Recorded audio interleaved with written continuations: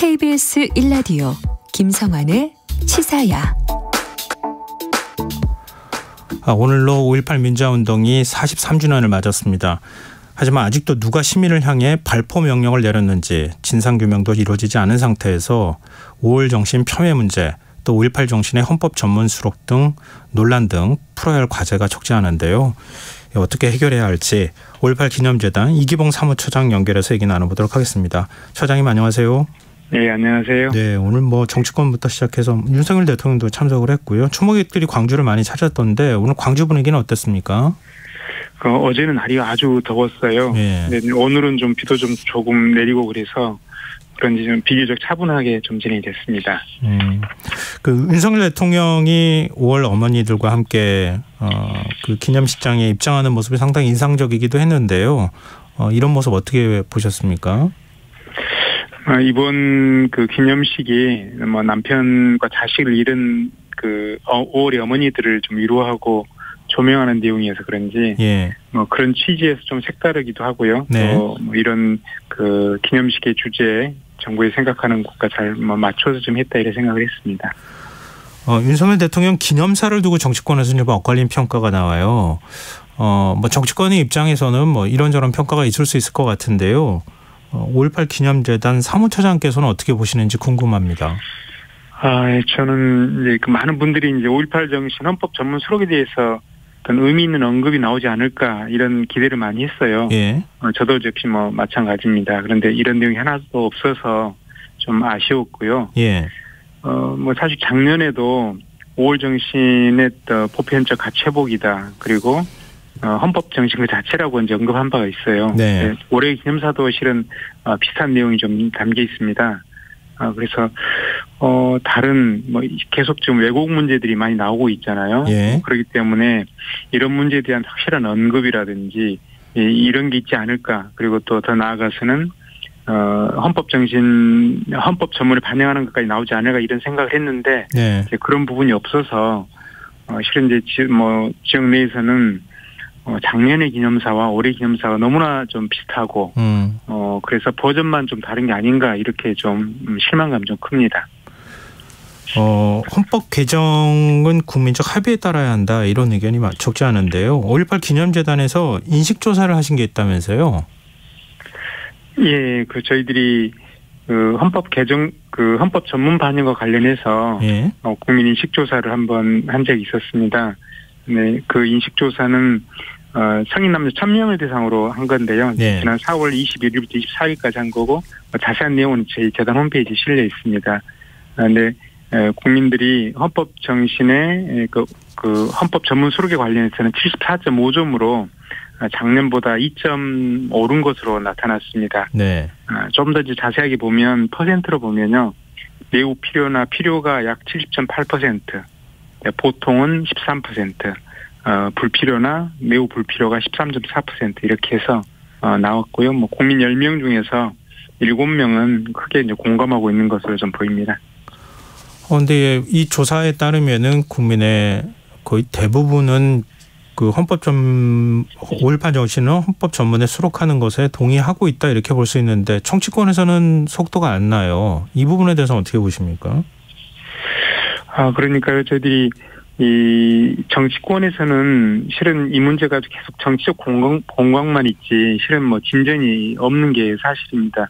그래서 정치권에서 이 문제를 정치적 공방의 대상으로 삼지 말고 진지하게 또 정말 국민들이 뭘 원하는지 무엇 때문에 고통받고 있는지 이렇게 좀 접근해 줬으면 좋겠어요.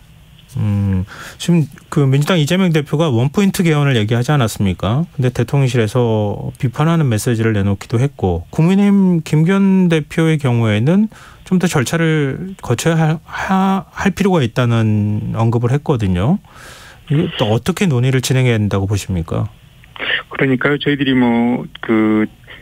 절차를 무시해야 된다 이런 건 아닙니다. 예. 또 이번에 보니까 대통령실에서 원포인트 개헌에 대해서 상당히 부정적인 입장을 내놨더라고요. 네. 정당한 과정을 통해서 해야 된다. 물론 그건 필요하다고 봐요. 예. 그런데 정말 이제 그런 마음이 있다면 이견이 없는 것부터 우리 당은 이렇게 하겠다 이렇게 좀 밝히면 좋겠어요. 상대방을 탓하지 말고 네. 우리 당이 하려고 하는 것, 자신들이 하려고 하는 것들을 밝히고 국민에게 약속을 해 나가면 이게 좀 하나둘씩 풀리지 않을까 생각을 합니다. 알겠습니다. 앞서도 잠시 언급해 주셨는데 5.18 민주화운동에 대한 왜곡과 폄훼 아직도 그치지 않고 있는데요. 왜 이 지금 5.18 헌법 정신을 헌법의 전문에 수록하는 문제하고도 연결이 돼 있을 것 같아요. 근데 왜 이런 발언들이 그늘되지 않는다고 보십니까? 이 왜곡 폄훼를 막아야 될 정치권에서 이런 망언이 반복되는 게 저는 큰 문제라고 생각을 합니다. 얼마 전에도 김재원 최고위원도 선거를 위해서라면 무엇을 못하겠습니까? 이런 또 얘기를 했잖아요. 네. 근데 이것을 근절해야 되는데 오히려 정치권이 이걸 앞장서고 있다는 게 문제고요. 앞으로 이제 이런 문제가 나오면 정말 엄벌을 해야 되는 게 1번이라고 보고요. 네. 이제 이런 게 반복되지 않으려면 저희들이 계속 요구하는 것들이 이 근본적으로는 헌법 전문에 수록을 해서 이런 논란을 없애야 된다고 저는 보고 있습니다. 지금 이렇게 5.18 정신을 폄훼하고 또 진실을 왜곡하거나 뭐 이런 주장들에 대해서 법적으로 처벌할 수 있는 근거 조항이 있잖아요. 예, 있습니다. 5.18 민주화운동 특별법에 제8조를 개정을 해서 허위사실 유포하면 5년 이하의 징역이나 5천만 원 이하의 벌금에 처하도록 되어 있는데 예. 2020년 12월에 이게 개정이 됐습니다. 시행은 21년 1월부터 됐고요. 근데 아직까지 처벌이 내려진 사례가 없습니다. 근데 이게 허위사실 유포가 없기 때문이 아니라 예. 법의 예외 조항이 너무 많아서 빠져갈 곳이 많기 때문에 그래요. 그래서 당시에 처음에 이게 입법을 할 때 표현의 자유를 의식한 나머지 침해를 의식한 나머지 너무 허술하게 입법이 되어서 더 촘촘하게 개정이 돼야 된다 이런 의견들이 저희들은 많이 듣고 있습니다. 그 예외 조항이 도대체 어느 정도로 넓은 예외를 인정하는지 뭐 예를 들면 북한 특수군 개입설이라든가 아니면 김일성 지시에 의해서 뭐가 했다거나 아니면 뭐 북한에서 난파 간첩이 내려왔다거나 이런 것들도 예외 조항에 해당된다는 겁니까? 아니요, 이제 그런 건 아니고요. 예. 그런 건 다 허위 사실이지 않습니까? 예. 근데 이제 이런 그런 주장이나 이런 것들이 예술이나 학문 또 연구 학설 또 역사의 진행 과정에 관한 보도 이런 것인 경우는 처벌하지 않게 되어 있어요. 네. 그러니까 상당히 많은 예외 조항과 빠져나갈 곳들을 많이 두고 있어서 아직까지 이 법이 시행된 지 2년이 넘었지만 처벌 조항이 아직 하나도 없습니다. 그럼 그런 주장을 내는 사람들이 그런 예외 조항을 알고 그런 자리에서만 주장한다 이렇게도 볼 수 있는 건가요? 뭐 그런 것도 있을 수 있고요. 그렇지 않고 정확한 그 사실을 근거해서 이렇게 주장하기보다는 뭐 그럴 가능성이 있다. 이런 식으로 하거나 또는 뭐 이게 이렇게 이제 이런 주장의 방법이나 방식 그다음에 또 이런 또 예외 조항이 이렇게 촘촘하게 좀 있어서 네. 아직은 법원이라든가 검찰에서도 이 입법 처벌 예가 없기 때문에 상당히 적용에 조금 더 소극적이고 신중한 것 같습니다. 알겠습니다. 전두환 씨 손자 전우원 씨가 광주를 찾아서 어제 전야제부터 민주열사 묘역까지 방문을 했던데요. 이번 행보에 대해서 광주 시민들은 어떤 반응 보이고 있습니까? 실은 이제 저희들이 3월 말에 한번 방문을 했잖아요. 전우원 씨가. 예. 그때 이제 5.18 단체라든가 여러 분들이 5.18 기념식 때는 반드시 좀 와달라 이런 이제 얘기들이 많이 있었어요. 그래서 본인도 그런 약속을 지키기 위해서 최대한 조용히 좀 오고 싶다 해가지고 이제 온 것으로 저희들은 알고 있고요. 네. 저도 이제 잠깐 함께 한두 시간 정도는 이제 함께 이제 한 적이 있는데 많은 시민들이 오히려 힘내라고 그리고 당신 때문에 전시 집안이 제대로 설 수 있다고 이렇게 하면서 오히려 격려를 하는 것을 보면서 저도 오히려 제가 더 이렇게 뭉클해지는 그런 경험이 있었습니다. 아마 광주 시민들은 이 문제에 대해서 어떻게 해야 사죄하고 사과하는지 네. 어떤 자세를 가지고 해야 되는지 이런 것을 보면서 많이 좀 마음을 여신 것 같습니다. 그렇군요. 5.18 진상규명위원회가 5.18 당시 계엄군들의 발포는 사실상 전두환의 지시였다는 증언을 확보했다고 하던데요. 구체적으로 어떤 내용입니까? 예, 그 조사위에서 이런 발포나 지휘계통에 있는 분들 한 70여 명 정도를 좀 조사를 했다고 합니다. 네. 그리고 이제 육군본부 간부들의 증언도 이렇게 확보를 했다고 그러고요.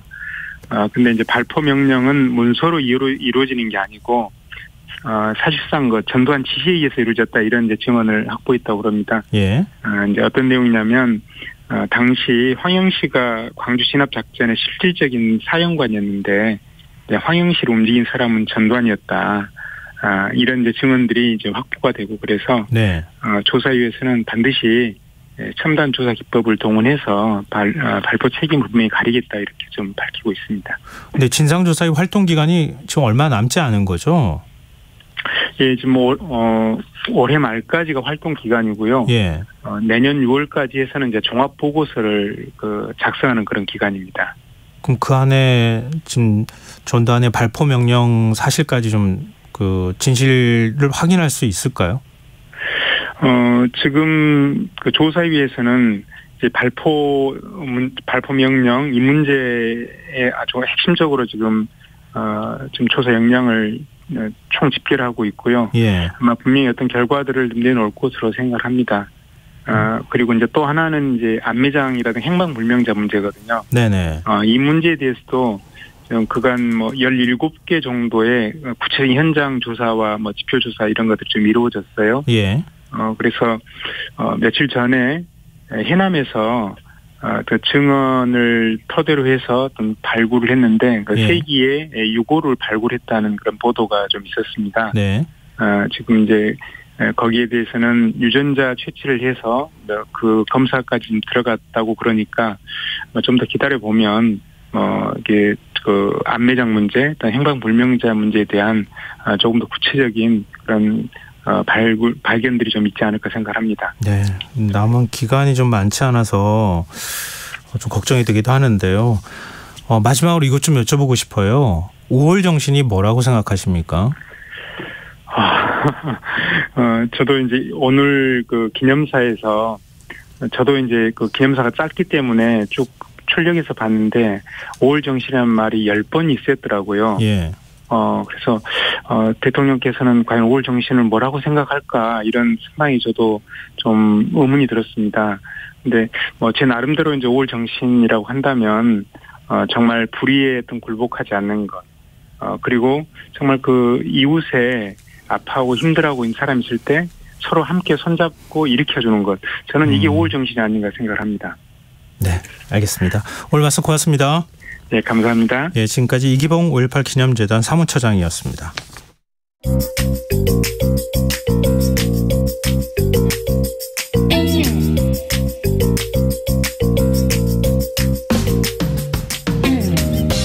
복잡한 정책부터 실물 경제와 투자까지 눈여겨봐야 할 경제 이슈 깊이 있게 살펴보는 시간입니다. 경제읽기 경향신문 박병률 경제부장 전화로 만나보겠습니다. 부장님 안녕하세요. 네, 안녕하세요. 네, 지금 미국 부채 한도 협상이 난항을 겪고 있다고 하더라고요.